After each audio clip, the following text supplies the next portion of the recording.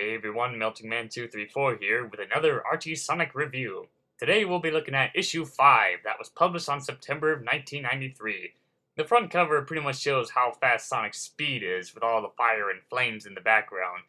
Well, I hope this issue doesn't burst into flames if someone tries to open it.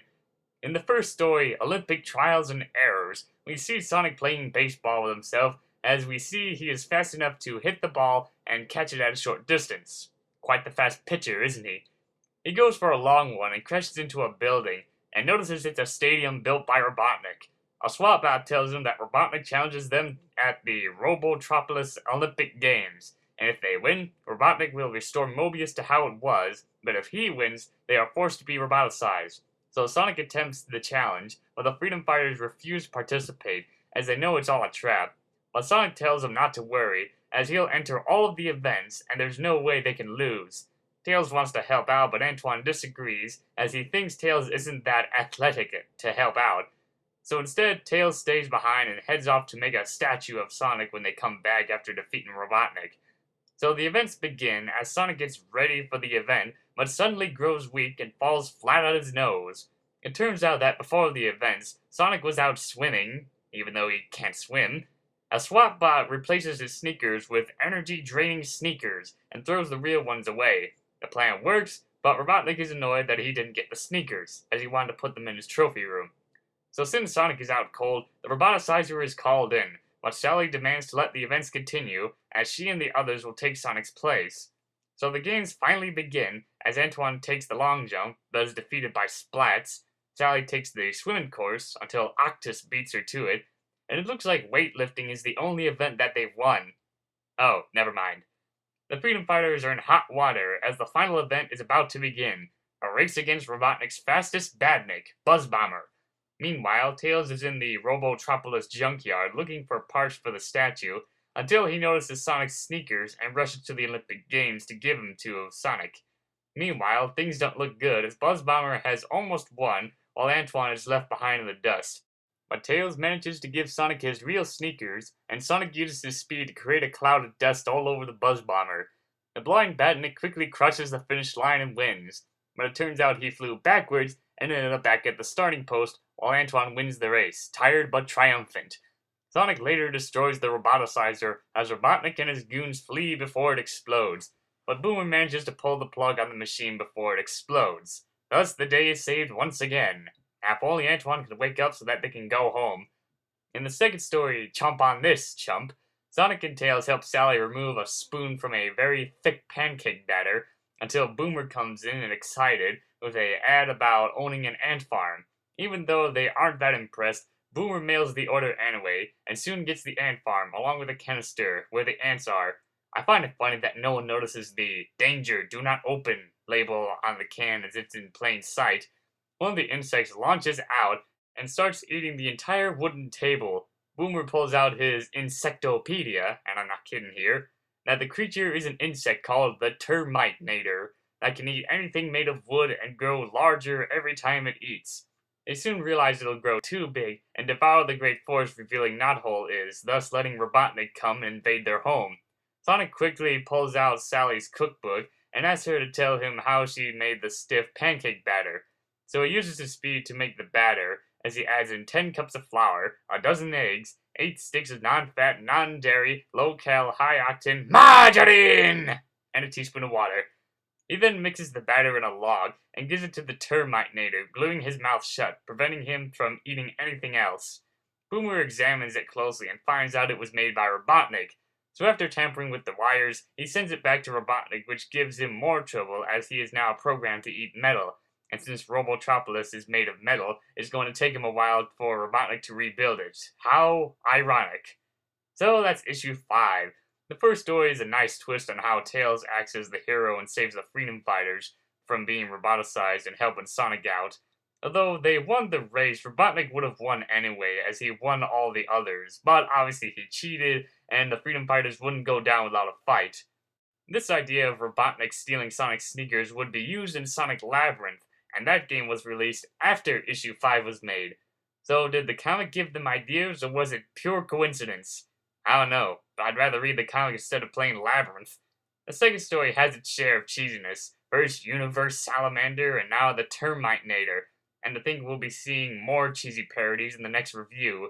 But I always wondered if they really are a race of Termite Maters and Robotnik roboticized one, or there's only one in existence, which is Robotnik's. Could have been more interesting if they had a full army of them invading the Great Forest. So now let's move on to issue 6, that was published on October of 1993. This issue is known as the first Archie Sonic comic to do a video game adaptation, or comic book tie-in, to a Sonic game. Back then, they used elements from the games as items or background material, but in this issue, we get to see Archie Sonic's take on Spinball with the first story, the Spin Doctor. Sonic and the Freedom Fighters are ready to tackle on Robotnik with full force, but find out that his factories have shut down. This sounds like the end of the story, but they notice a note on the door that Robotnik has moved his equipment to the Mount Mobius volcano. Sally tries to tell Sonic it's all a trap, but he ignores it, and Sonic heads over to investigate, only to be sent onto a conveyor belt leading inside the toxic caves, where a robotic sea dragon named Rexon catches him and drags him over to be killed by Scorpius. Sonic manages to do a double whammy and heads over to the lava powerhouse, where he meets two kangaroos named Hip and Hop, who escape Robotnik's prison. They warn Sonic about Furons up ahead, and sure enough, there they are, surrounding Sonic, but they are no match to his quick thinking and speed. He is then sent into the machine round, where a group of animals are in prison. Sonic tries to help out, only to be attacked by floating piranha plant heads. Sonic rushes into a tunnel that leads to Robotnik, but it was all a trap, and it sends Sonic right out of the volcano. Luckily, Tails was able to catch him in time before falling to his doom. Although he didn't save the animal creatures, Sonic has a feeling that this isn't the last time he'll go inside the volcano. The next story has Sonic and the gang doing a spoof of A Christmas Carol, where Robotnik plays the role of Ebenezer Scrooge, and Rotor, plays the role of Bob Cratchit. The story starts with Robotnik Scrooge's machines in motion, roboticizing people and so on, until Rotor pleads with Scrooge to let him spend Christmas with his family. So he agrees and reduces his lunch for 1 minute to torture him some more, and sends him away before he changes his mind. Rotor Cratchit wishes Scrooge a Merry Christmas, but all he gets in return is a Bah Humbot! Later that night, Scrooge sits at home with his pudding and TV, and waits for Christmas to be over, but then a ghost appears on his TV set and reveals himself to be Scrooge's old partner, Jacob Snarley. He tells Scrooge that 3 ghosts will appear to help him change his ways, but Scrooge refuses to believe it and gives him a boot to the head. Midnight soon strikes, as Scrooge is visited by the ghost of Christmas past, and takes him back to the past when he was a young, ugly-looking kid, helping Sonic and Uncle Chuck trim up the tree. While Chuck makes them some lunch, Scrooge gets on a tractor ready to bulldoze the tree along with Sonic, while Sonic uses his speed to create a ditch to protect the tree. The present Scrooge remembers this moment and tries to grab Sonic, but instead falls face first into some Christmas mush, where he is greeted by the ghost of Christmas Present. He watches Rotor Cratchit and his family in the present time as they receive a package in the shape of a turkey. It's revealed by Scrooge that it's a bomb that he mailed to Rotor and his family. Well, that's one Christmas spirit that Scrooge has, mailing people bombs. Must have gotten some ideas from Ahmed the dead terrorist. But Sonic knows a Christmas present when he sees one, and knows this isn't one, and decides to send it back to Scrooge. This angers him and tries to catch him, but forgets that they can't see or hear him, and Scrooge can't grab them because he's not really there, and only viewing a scene in the present time. It soon fades to a deserted place where Robotnik sees an old man walking around, and it's revealed by the ghost of Christmas Future that it's him, and that he has destroyed the planet with his evil ways, and Rotor Cratchit and his family are too old to oppose him. Although I expected to see Chuck dead at this point in time.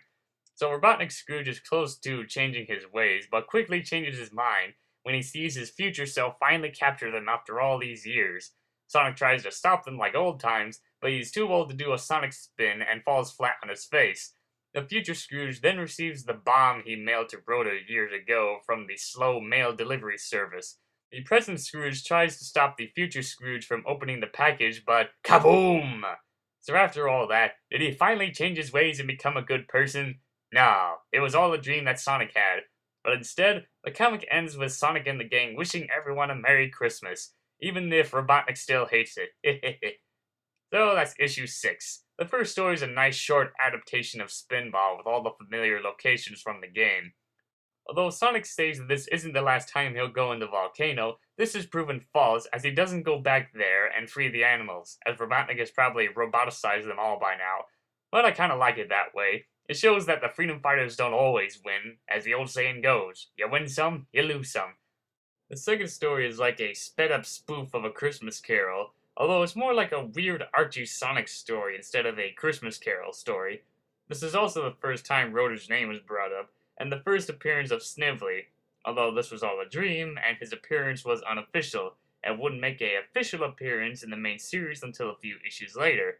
So even through some cheesy stories and a few errors in some of the artwork, both the issues are okay, especially the Sonic Spinball adaptation. That way you won't have to torture yourself from playing the Genesis or Game Gear version. Well, that wraps up this Archie Sonic review. So this is Melting Man 234 signing out.